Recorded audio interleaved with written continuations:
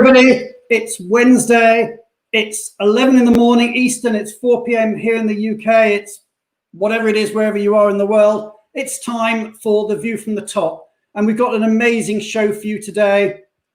I'm delighted to say that Julia Onslow-Cole is back. Yeah. Michelle Durkin is with us as ever. And Kathryn Cassidy, the president and CEO of Altair Global, is with us.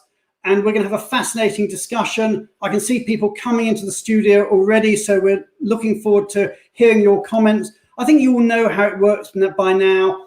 Join the conversation, write in the comments box. We want to know who's out there. It's the way we know is by the comments coming in.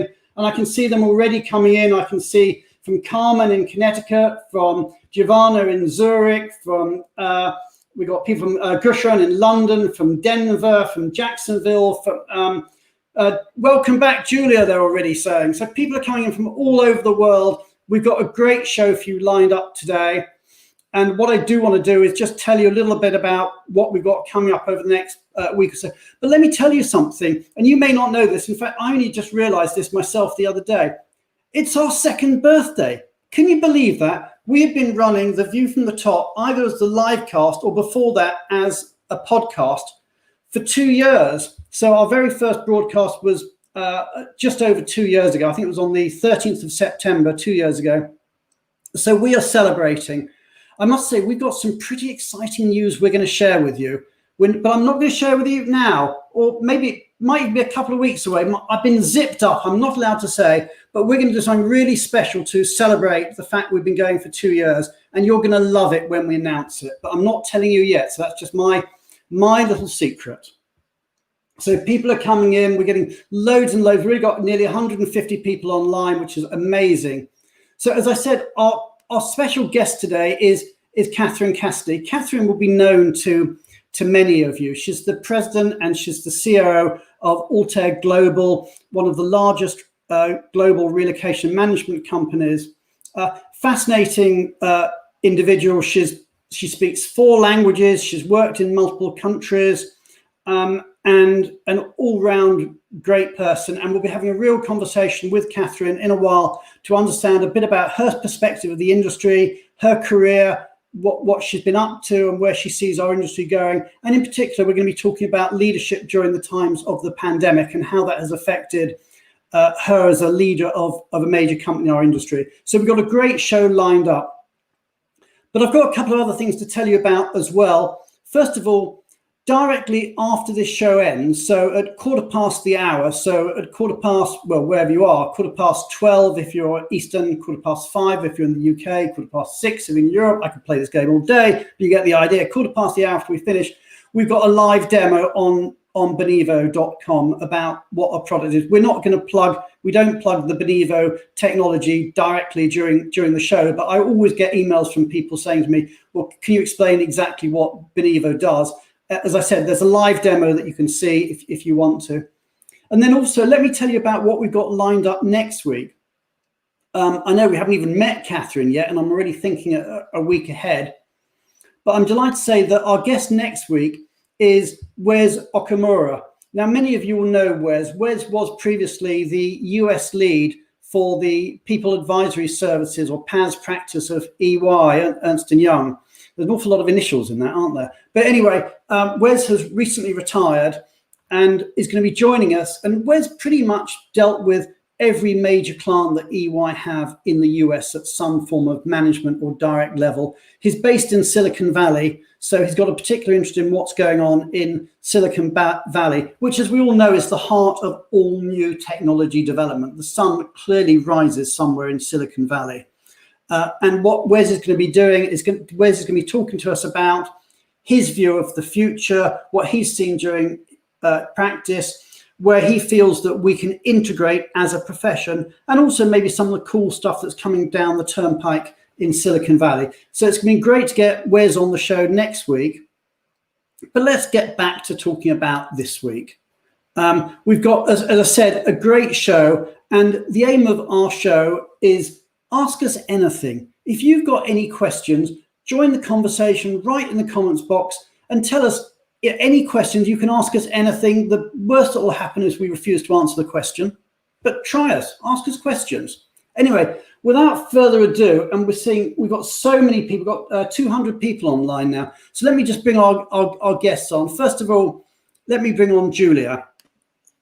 Hi, Julia, Brian. welcome back. We've missed you. It's only been a week and we've missed you. Yes, I've got 4 daughters and I was shopping with my eldest for a wedding dress. So that was really exciting. I did tell people last week, first of all, many, many congratulations. Thank I did you. tell, just the several thousand people that watched us over the course of a week. So it's just a little secret between us. I did tell them that you've been doing what every mother dreams of, which is dress shopping. But anyway, all successful. Yes, very nice. Brilliant. Yes. Brilliant. So, well, many, many congratulations. And we'll get on to immigration in a moment. And I know you've got some interesting updates for us. But let me just bring in our other guests. Michelle, how are you? Hey, Brian, I'm doing well. It's a little chilly here in the Northeast today. I'll swap. It is absolutely sweltering where I'm in London, and that's not something I often say, but you're a bit cold in New Jersey. I went from having the air conditioning on last week to having to put on a sweater this morning. Oh. Whoa, whoa. Okay, anyway, without further ado, let's bring in our very special guest. Kathryn, welcome. Hi, Brian. Hi, Michelle. Hi, Julie. Hey now, there. Kathryn, you're based in Texas. I sure am. But where are you today? Today, I'm coming to you from sunny Dublin. I am experiencing what our assignees experience when they have to travel these days, and I'm quarantining for 2 weeks before I head down to the west of Ireland to see my parents. Oh, right. So you're going through the whole 2 weeks quarantine in corporate accommodation? Yes. So you really are living the expat dream. I really am. It's fabulous. Okay. And well, we'll find out a bit more about you in a moment. But what I want to do now is just to, it's so rude of me. I bring you on stage. I'm going to put you backstage again because this is Julia's slot. And I know people love Julia's slot and people come and they want to know what's going on in the world of immigration. So I'm just going to quickly pop Michelle. Say goodbye, Michelle. You're going. And Kathryn, sorry, we're losing you too for a moment. So Julia, let's talk immigration. So tell me what's been happening in the world of immigration. I know you've got some exciting updates for us. Yeah, thank you, Brian.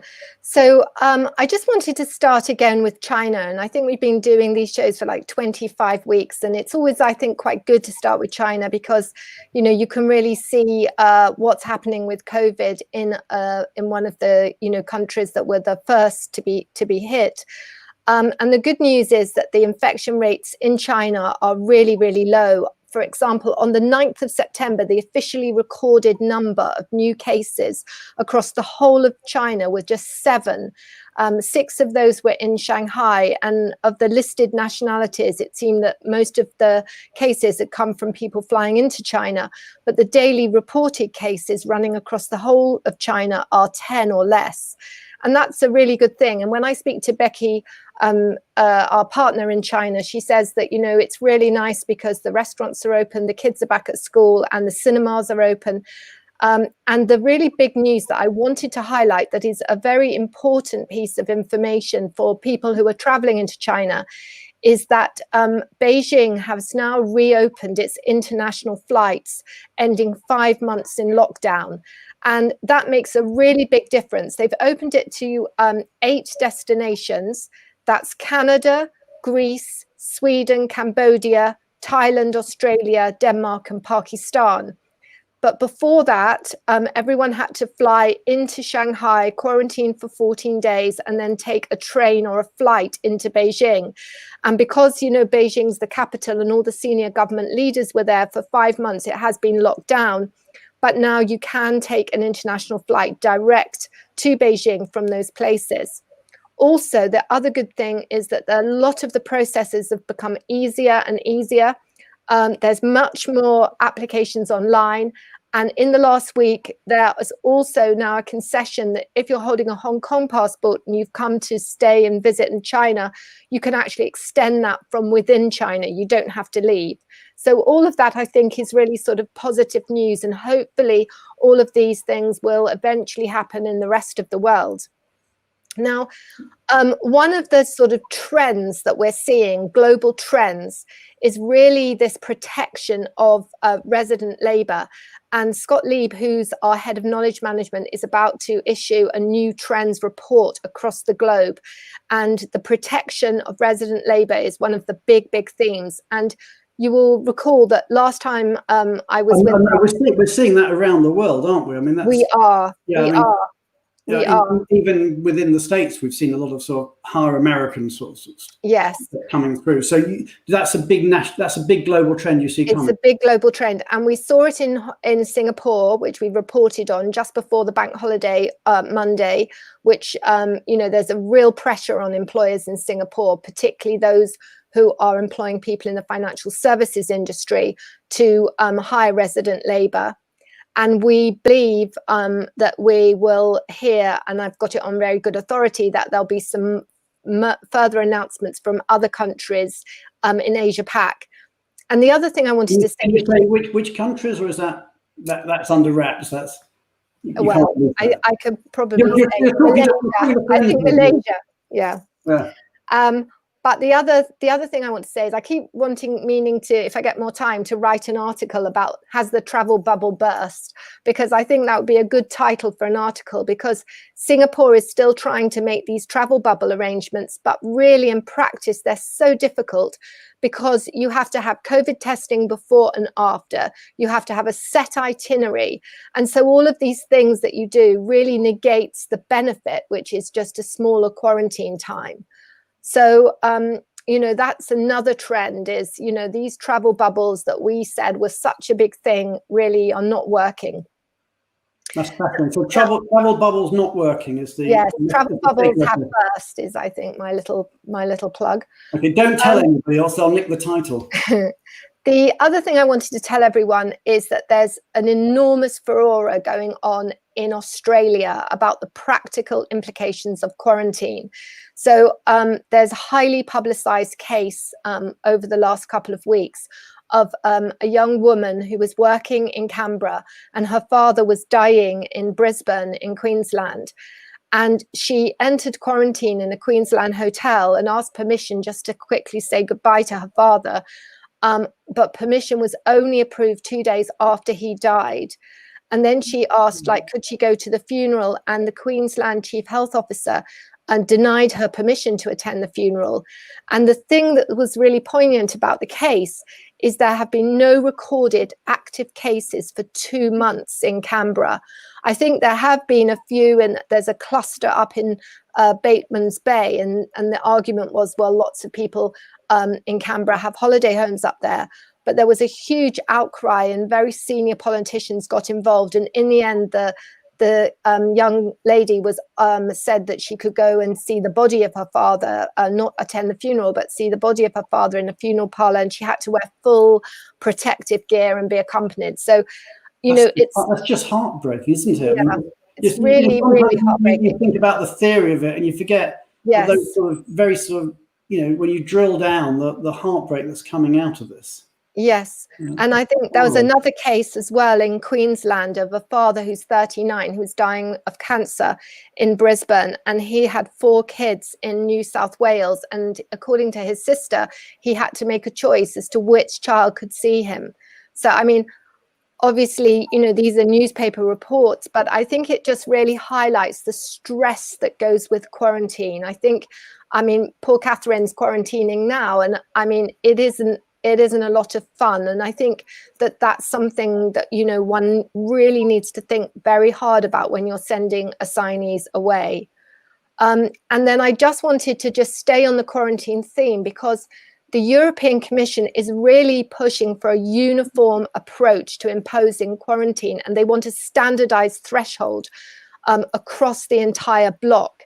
And what they're... At the moment, each country, for those who don't know, each country can make up their own rules. So France will make up different rules to Germany or Italy or the UK. Yeah. Exactly. So what you're saying, there'll be one set of rules now. That's what they want. And basically they say this is what they want, is that if you've got 50 coronavirus cases per 100,000 people over the previous 2 weeks, and you have a positive test rate above 3%, then then you need to quarantine when you come into those countries. And at the UK, we're standing at 51.1% per 100,000, and we're testing positive at 6%. So we're on the naughty step. We would be in the naughty category for sure. And there are, the EU is also saying, it would be better if we could, a preferred option would be the testing. But I'm just putting it out there that, if we do actually, if the EU does go with that, then it's going to be probably a lot more difficult for people in the UK. But on the other hand, of course, there'll be, greater certainty. So I just thought, it was worth it this week, just highlighting the quarantine issue, because this is a very, very emotive and such a difficult subject for everybody. Technical question, Hugh, and I'm guessing you don't know the answer. That sounds rude, but nobody might know the answer. Is where I'm going. Oh my God, I'm in trouble. Right. So what I'm thinking is this: is if the UK is one of the bad offenders, and the European Union has a rule that says Brits can't go anywhere, does that mean people won't be able to go from Northern Ireland to the Republic of Ireland? Well, actually, that's a very good point, actually. I suppose it would, potentially, if Ireland has the same rules, you'd have to quarantine. Yeah, it's fascinating. And I can see, all these things play out, not just medically, they play out politically as well. We're getting a couple of comments coming in. I'll just read some of these comments, and then we'll bring Kathryn on screen. This is the first. Good comments, as always, from people. In Asia, including Singapore, quarantine is often at designated facilities that you can't choose. There have been some very upset VIPs. Yes, and also we had one assignee that actually where you could choose. It wasn't in Singapore, but this person had to quarantine both ends of a trip and quarantine. But he was coming from Singapore, but he booked into a hotel and in his destination country, and then when he checked in, they said he explained he had to stay in the room, for 14 days, and they actually cancelled his booking there and then. And that's another thing that's happening. And then he ended up in a hotel not of his choice, and it is actually quite a long time to spend. Obviously, in a hotel room. So, and then if you're doing it both ends, that's 2 lots of 14 days. So I think it has a huge impact on people. Okay, well, I'll keep you there for a second because there are just a couple of questions. I'm just going to bring Kathryn on stage. There you are, Kathryn. We've got you. Hi, Brian. Hi. This is your show, and there's loads of people making comments about they're really looking forward to hearing from you. And I don't know if you've been seeing the comments coming up, but loads of your colleagues, your former colleagues, your clients, they're all out there listening. And I'm sure one question they're all wanting to know is, what's it like quarantining? I mean, we've been talking about it in principle, but you're actually doing it right here, right now. How long have you been doing it? When did you start? Oh, I only landed in yesterday. So a novice, yeah. So the practicalities hit you when you get here. You can't leave, and I got a list of places where I could order some food, but I am in one of my favorite cities where I have a lot of great memories and still some friends here, and I can't get out to see them. So it's tough. It's tough. And how tough are the Irish doing it? I mean, are they monitoring you? Do you get phone calls checking you? I haven't yet, but landing yesterday, yes, I did have to fill out quite an extensive form, giving all of my details, everything bar my social security number. Yes, they are doing a track and trace here. I was just coming in from the airport. I saw a lot of people on the street. A lot of people are wearing masks even on the street. So people are taking it very seriously here. And Julie, to your point, there's just been a spike here in Dublin. So just yesterday we made some changes. So I think that's been the challenge. And certainly for me, trying to decide when to come, right? Because I needed to get here. You're so fluid. And so you make an arrangement, and then all of a sudden everything shifts again. Yes. I also think it's really difficult on communications when governments are trying to encourage people back to the office, but on this other time, you can't go to the pub.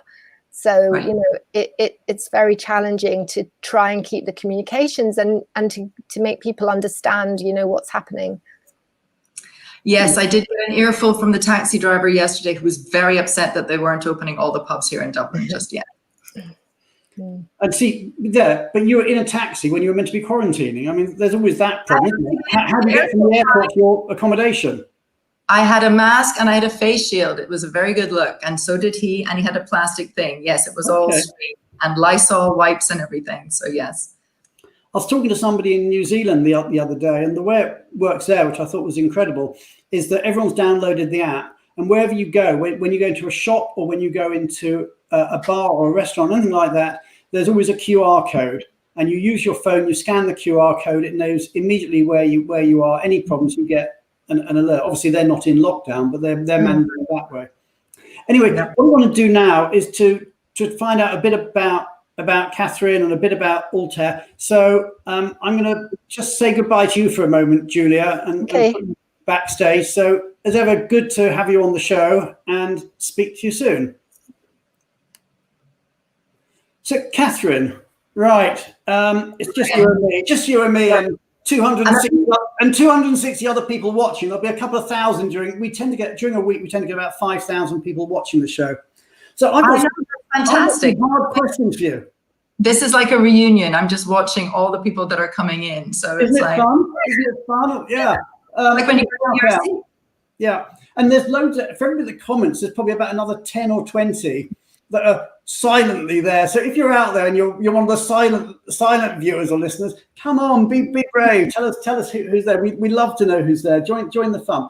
But Kathryn, I've got some tough questions for you. So let's get all sort of tough on this. Okay. Now, Altair, which I must admit, I'm going to start off by admitting a mistake. I've been saying Altair for years. I've only just realized it's Altair. So I'm going to sort of shoot myself for getting that wrong. And I apologize to everybody in Altair for mispronouncing you. But now I've learnt my lesson. I know you're Altair. What I don't know is why are you Altair? Where's the name come from? Tell me the origins of the name. Well, it was rebranded. It did start as AmeriCorps 30 years ago and then was rebranded. And my understanding is if you look at our logo, it is a star. And so it is actually a star. And so we didn't want to name it after any particular person or thing. So it's a star. Well, obviously, you're all stars. We are. Exactly, yeah. Okay, I'm showing my ignorance. I didn't realize Altair was a star. So I'm just thick. I'm sorry. I just need to go back and do a degree in astronomy or something and find that out. It may well be that people come online on LinkedIn and give us a bit more information about the derivation of the name. But it's been going about 30 years, hasn't it, Altair? Yes, correct. We turned 30 last year. It was founded. Happy birthday. Thank you. We're looking well on 30. It was founded by Gail and Bill Plummer, who I know a lot of people out there know. It was founded in Dallas, Texas. Was very much a US domestic focused organization for probably the first 20 years. In the last 10 years, we've really expanded internationally. That was one of the reasons I joined about 6.5 years ago now, was to further that expansion and become a global. From Server, is that right? I was at Server before, yes. Well, Yeah, Michelle told me you were her client. Well, she was your client. My client, yes. Yeah. Small world. Yeah. I was, and by the way, thank you for advertising me as a veteran of the industry, Brian. You know, that just means I'm old and I've been around for a long time. No, it means you're experienced and wise. Yeah, right. I've been in the industry. It'll be 30 years this year, which is kind of veteran to me. Yeah, it's pretty veteran. It is. Yeah. We can ask the audience actually. At what point do you become a veteran? Are there a certain number of years you have to get to? To serve your time. Yeah, absolutely. Yeah. Anyway, you're hugely experienced, and I apologize calling you a vet. You've done armed service some, obviously. Right. No, I've been very fortunate to have worked for some of the largest players in our industry and have met a lot of fantastic people along the way and have learned a lot from various leaders in the industry. But yeah, I've been doing this for 30 years and started in the UK, in London in 1990, and moved to the States in 2003. Okay, I'm getting comments here. Elizabeth Stewart, you're definitely a veteran after 20 years. Oh, no. So you're well past it as a veteran. Well past it. Yeah. God, I won't even get to talking about me. Yeah, Brian, how long have you been in the industry? Yeah, we're probably nearer 40 actually, but let's not go there.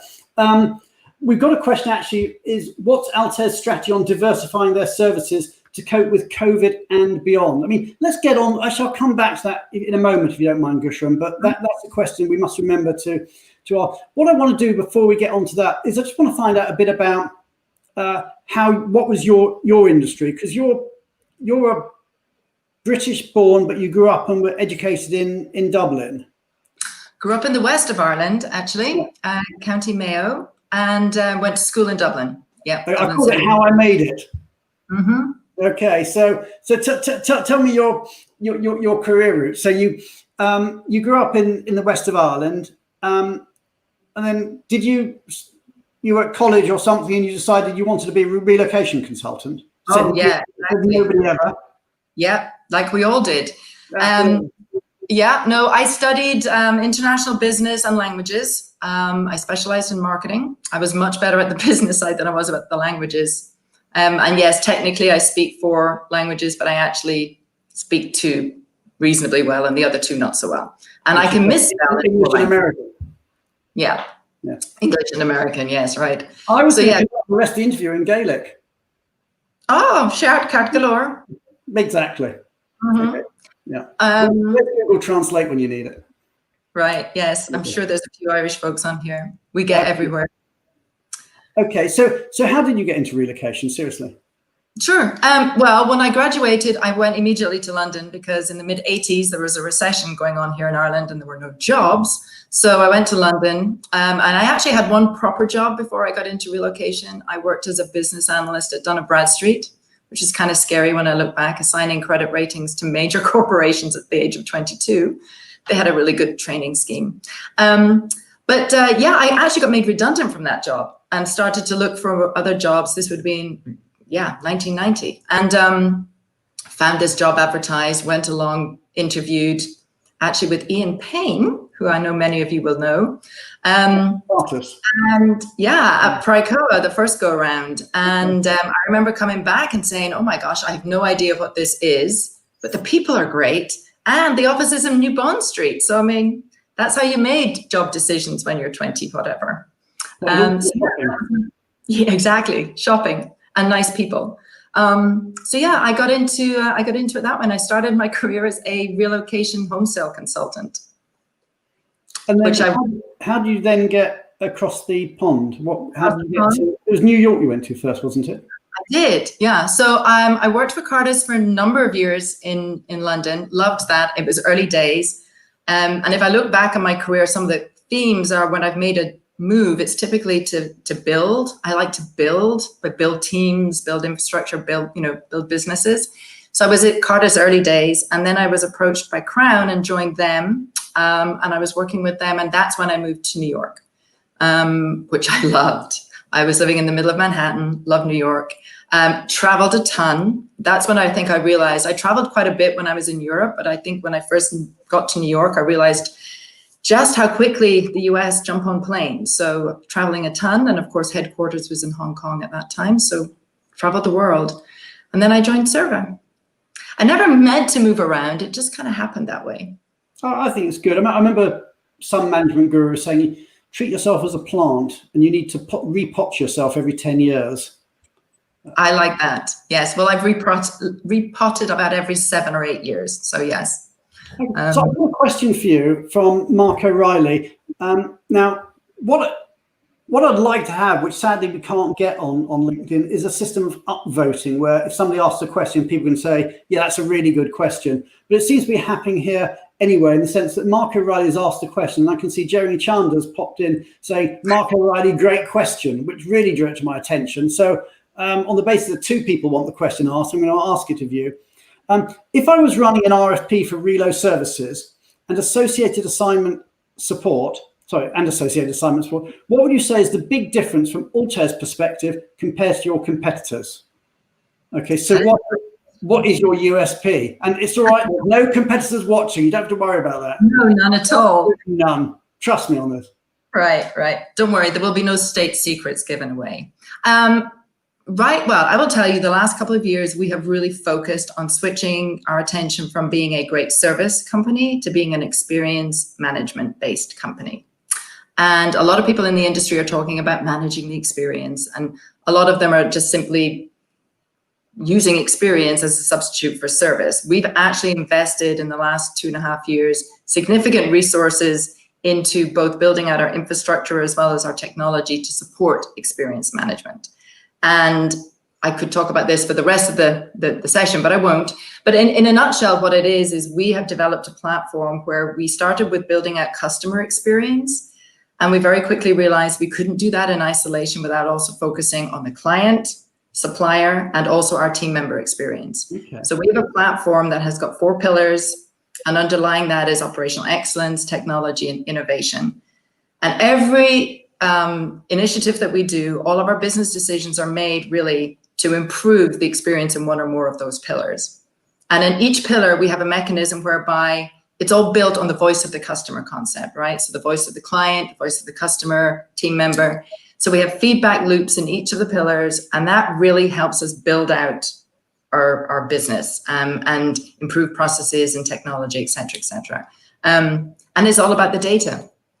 You know, that sounds like you're doing a lot in the real world of what we at Beneva are doing in the digital world, which is collating information and reusing that information to source analytics and better decision making going forward. Exactly. It's very important, isn't it? It's mega trends. But the other thing is we work with a company, which some folks may know, Qualtrics.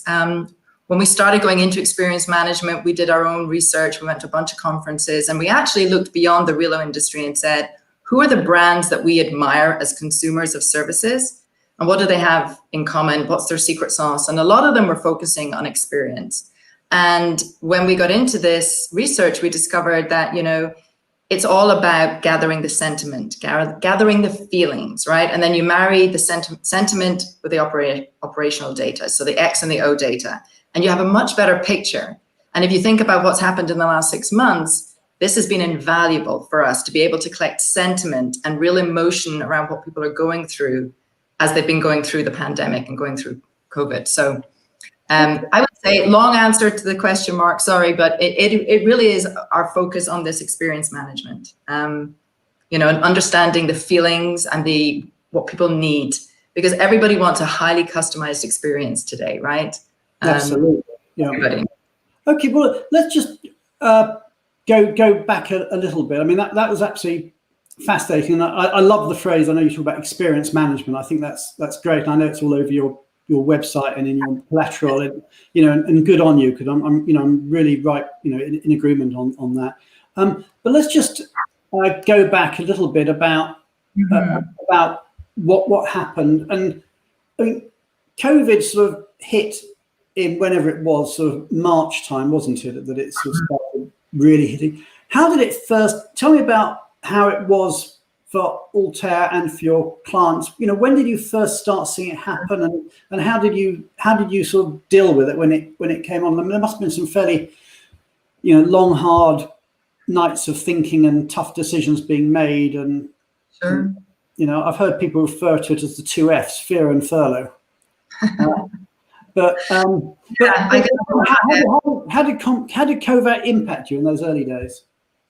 Well, we saw it early. Well, so we were in Singapore and Shanghai as well. So we were dealing with it when it hit in China, because we have a lot of clients with assignees in China on long-term or short-term assignments. And so it started to impact us early, back in December, January. Our Singapore team were working with global clients to repatriate a lot of folks. So that's when we first started to deal with it. But I think, like everybody else, I don't think we quite expected it to go global as quickly as it did. So yes, fast forward to March, we were very familiar with what was happening with the virus in Asia, but it started to happen in Europe and obviously the US as well. And so we within Altair very quickly decided to do a work from home situation. We did that in early March. And we also decided, zero travel, zero international travel. We put in place a lot of the safety measures that everybody's very familiar with now. And we did that pretty quickly. So we have 11. You don't do any physical shipping of goods, do you? You do vendor management. Yeah, we do. Yes. So pretty much everybody you had could work from home. You didn't have people who were physically packing boxes or anything. Correct. And now we do have in Europe, we have destination services direct delivery in our 5 offices in Europe. So they were impacted as well. Obviously, destination services pretty much stopped in March and April. So they were a bit impacted. But yes, pretty much everybody. And we had made investments like everybody in technology and voice over IP over the last few years. So it was very easy for everybody to lift the laptop and go work from home. Of course, none of us expecting to still be doing it in September.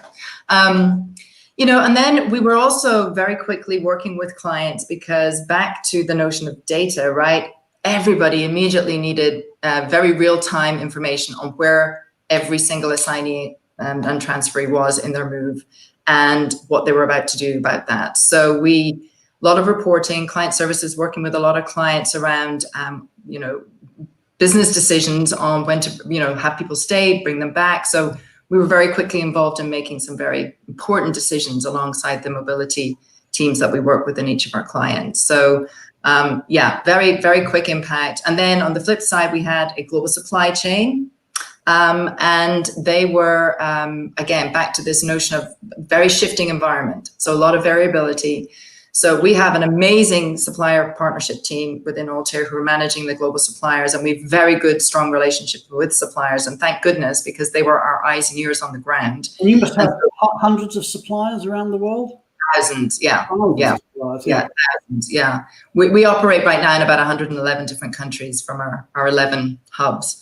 And we moved to, just in terms of scale, we touch about 65,000 employees and families a year. So we had thousands of people in the process. And how many employees, I should have asked earlier, how many employees do you have? We have nearly 600.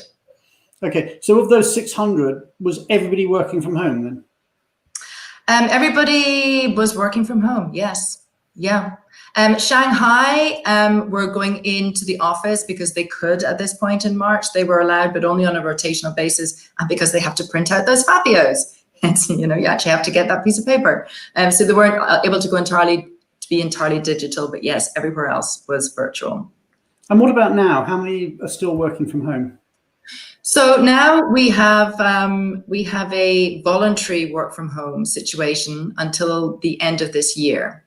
And we made that decision because when I mentioned the pillars, one of our main pillars is our team members. So we've been using our technology to do pulse surveys with our employees while they've been remote, once a month, and understanding how they're feeling, because of course the first thing is safety first. So we were getting a lot of sentiments back around still high levels of concern about going back into an office environment for various reasons, in the US, because it seemed to be getting better and then all of a sudden it wasn't. So we had to revise our position in the US. London, for example, big push, as you well know, Brian, to get folks back into city centre, and we're in Canary Wharf. But nobody wanted to get on the tube for a while, which we completely understand. So it's very voluntary. In our European offices, we're maybe doing a third of the team rotating through at any one time. Singapore is still virtual, and Shanghai is actually back in the office. Okay. Well, it's interesting because obviously China led in and seems to be leading out as well. What I want to move on to, a different subject, which actually we've done a bit of research on, and I'll bring Michelle back in a moment, but let's just start it, which is leadership style. I don't think much has been said about this, but, there's one way of leading an organization when you can, management by walking around, where you can actually go around and, look over somebody's shoulder and see what they're doing, or have a water cooler chat with them, or take them into a side right. When you want to say to them unpleasantly, or in public you want to say something nice to them or whatever. But that's all quite different when people are working from home. But it's not just the sort of the top down or bottom up relationships that you can't have. It's all those side by side relationships, the peer relationships, the informal relationships.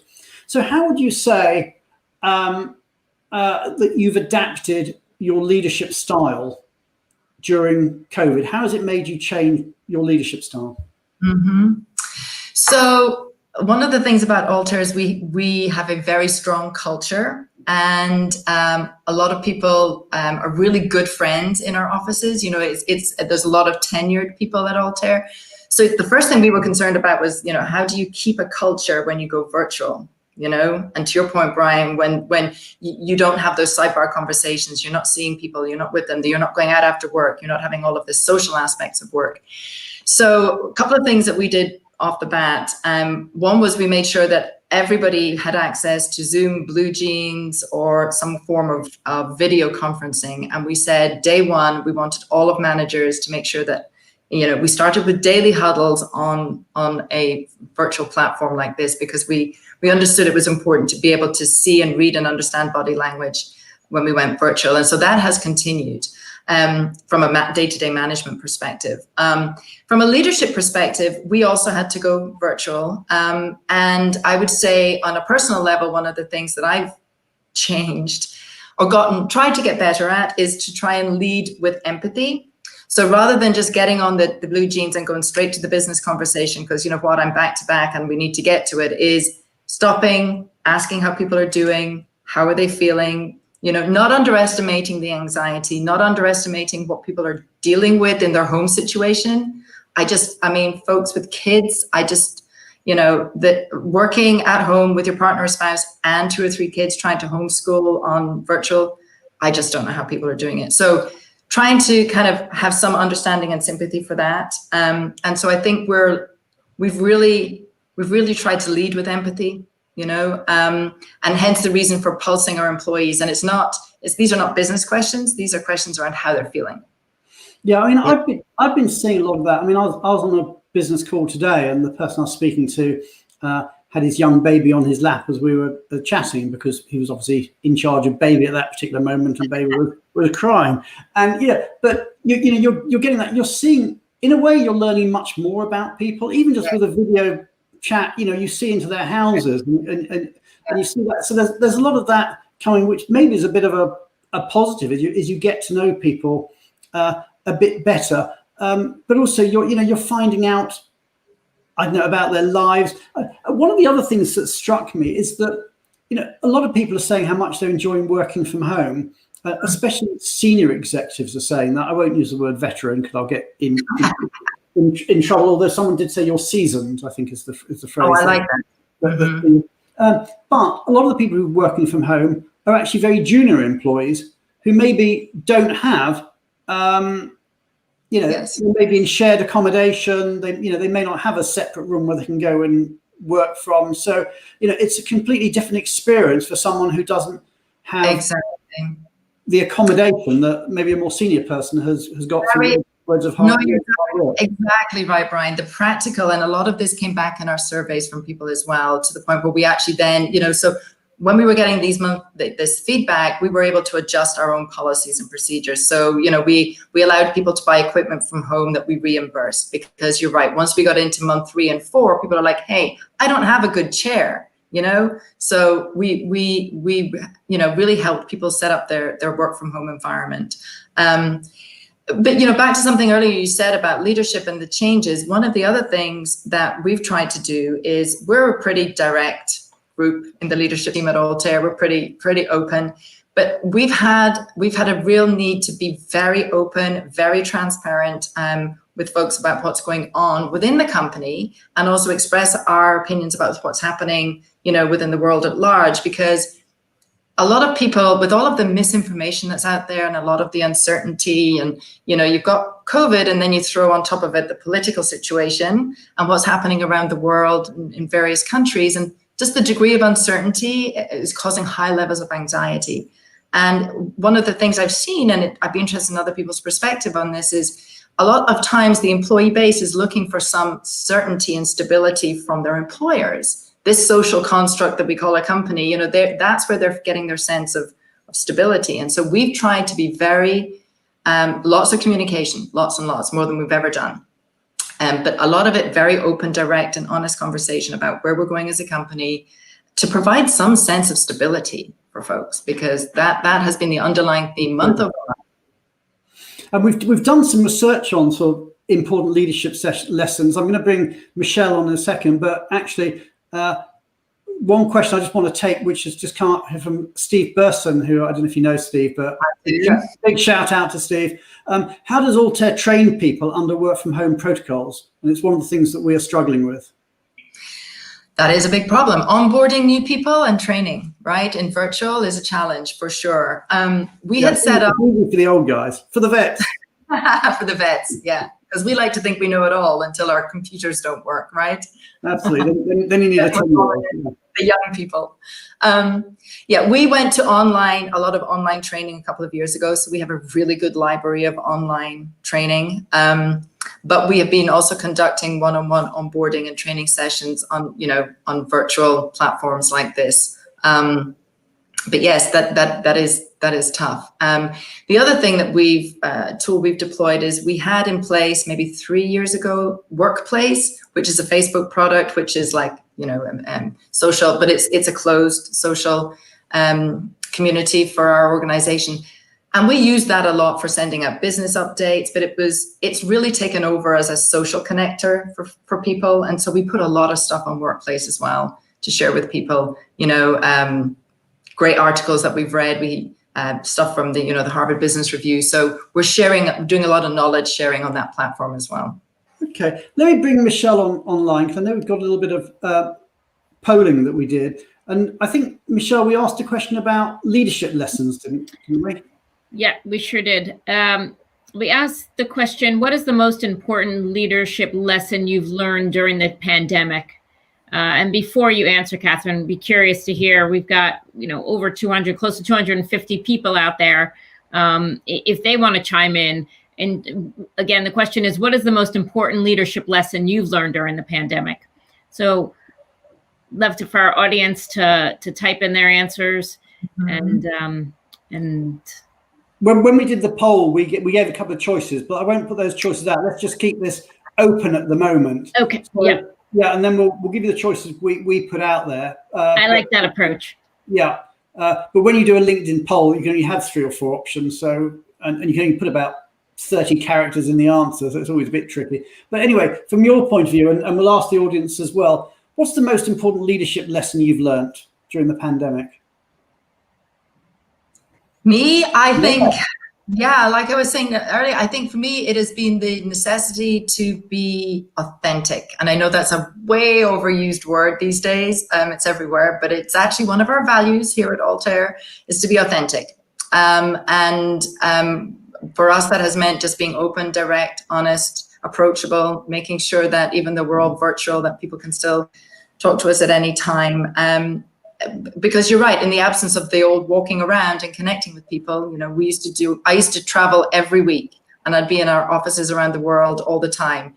And now I can just zoom in virtually, but just making sure that you keep that connectivity with people and that you understand how they're feeling today more than ever. Okay, let's share the ones we put. I'm just seeing the ones coming in from the audience. It's interesting that some of the ones coming in from the audience are not ones that we put out there, which just shows the problem of doing a fixed poll like we did. But Michelle, do you want to talk about the ones that we put out there for people to vote on? Yeah, so the options we gave were you can't predict the future, businesses must be flexible, putting people first, and communicate. So those were our 4 options. I think to your point, Brian, we are seeing a lot of answers around empathy. We are seeing around communication. And if you want, I can reveal what our audience pollsters said. Yeah, well, actually, of those 4, Kathryn, let's just put you on the spot. Of those 4, okay, you got one choice. You can't predict the future. Business must be flexible. Put people first and communicate. I just have to pick one? Yeah, sorry, that's the way it works. Communicate. Okay. Because you can put the 3s in if you're talking about it. There are no right or wrong answers. Don't worry. But Michelle, do you want to say what the audience said? So communicate was at 20%. Putting people first was 31%. Businesses must be flexible was 26%. And you can't predict the future at 16%. So it was pretty widely split. And that goes for probably saying that, that's the problem with these polls, is there can be lots of answers, but it's an interesting area that I think it has changed management styles. I think in many ways it's changed management styles for the better. So, it's always nice to see some silver linings.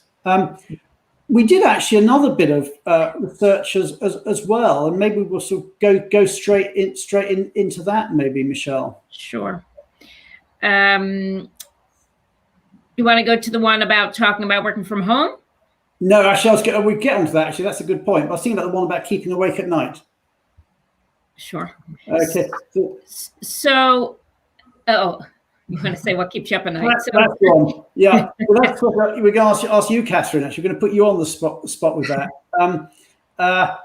Polite answers only. What keeps you awake at night? What kept you awake? Well, it's still ongoing at night during the pandemic.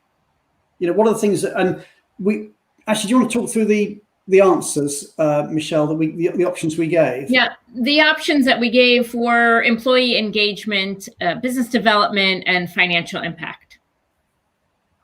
So from a business point of view, and I suppose we'll let you sort of put in other answers as well, but what was really worrying you when you were thinking about things at night?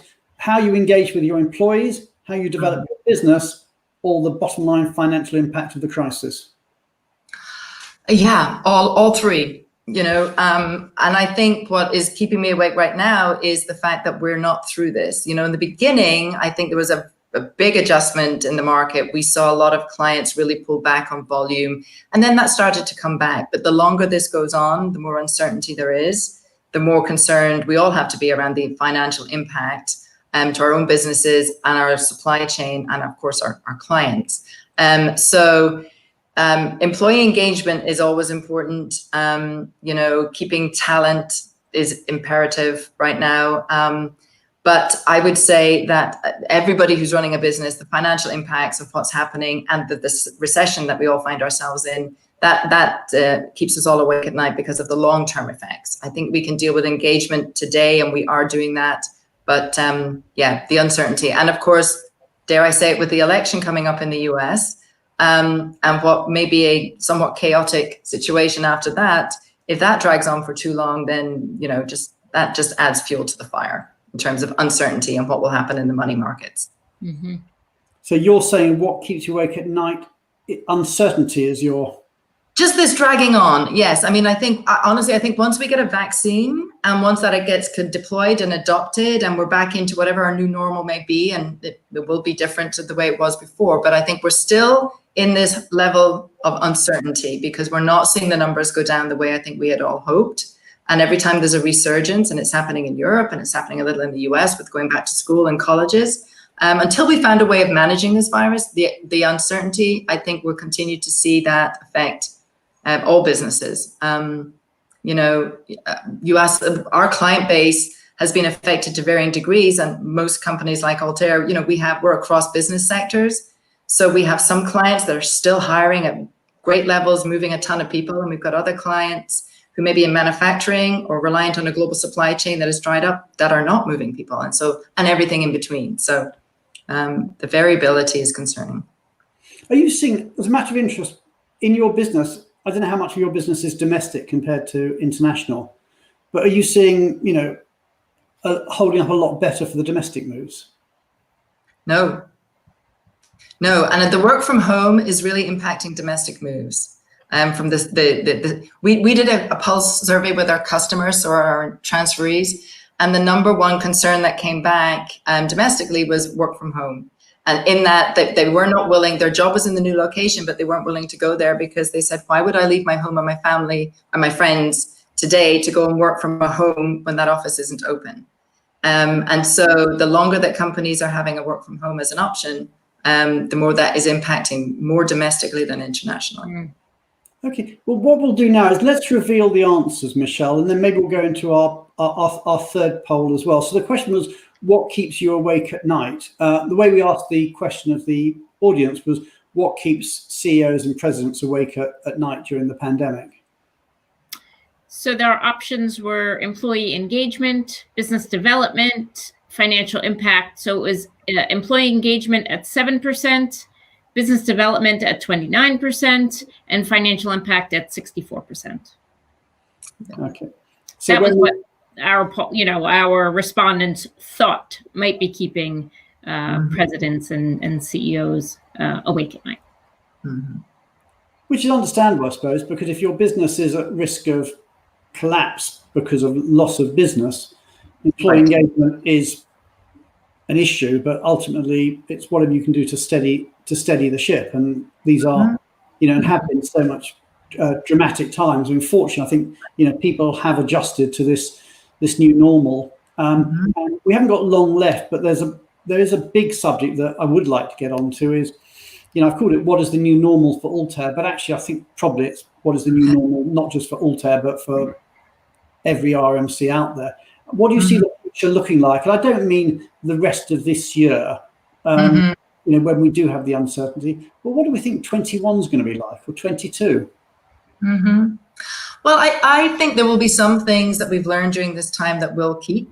So I think the virtual conferencing has been amazing, right? So I totally predict that we'll all be doing less business travel.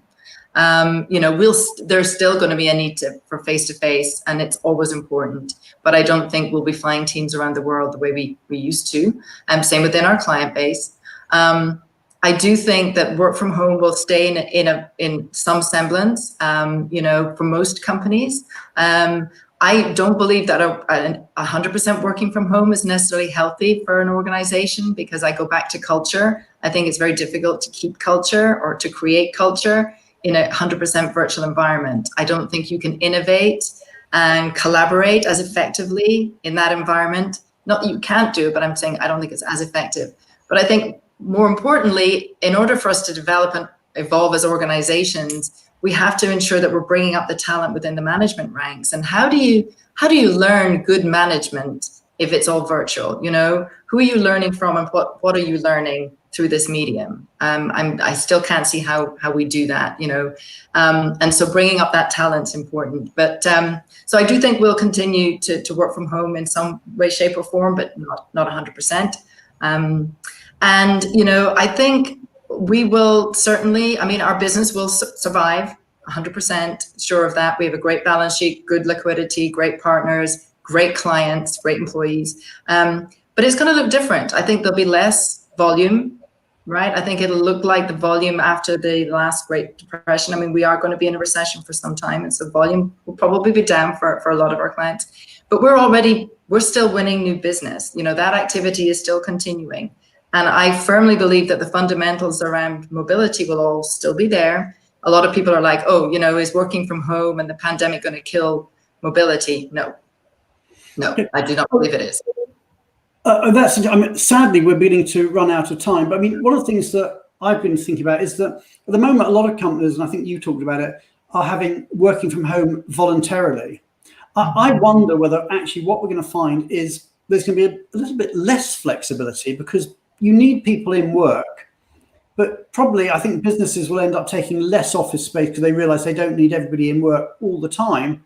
But conversely, what they may do is they say, but we do need you in work on a certain day, because that's the day when we need you to network, to do this. So we may find that, yes, you're working from home less days per week, but maybe it's not voluntary anymore, the days that you go in. And I think we might find that as a bit of a new normal. I see Lisa Johnson come up with for here to share. Work from home seems to draw a lot of focus on productivity as a key measure, but the uncertainty, the people on calls with a crying baby on their laps, the current uncertainty landscape, etc., creates a tension between productivity and empathy, well-being, etc. It's right. It's a whole new world, and sadly, we are out of time, but we will sort of come back to that as a subject in future weeks. What I'd like to do is bring Julia's been waiting patiently.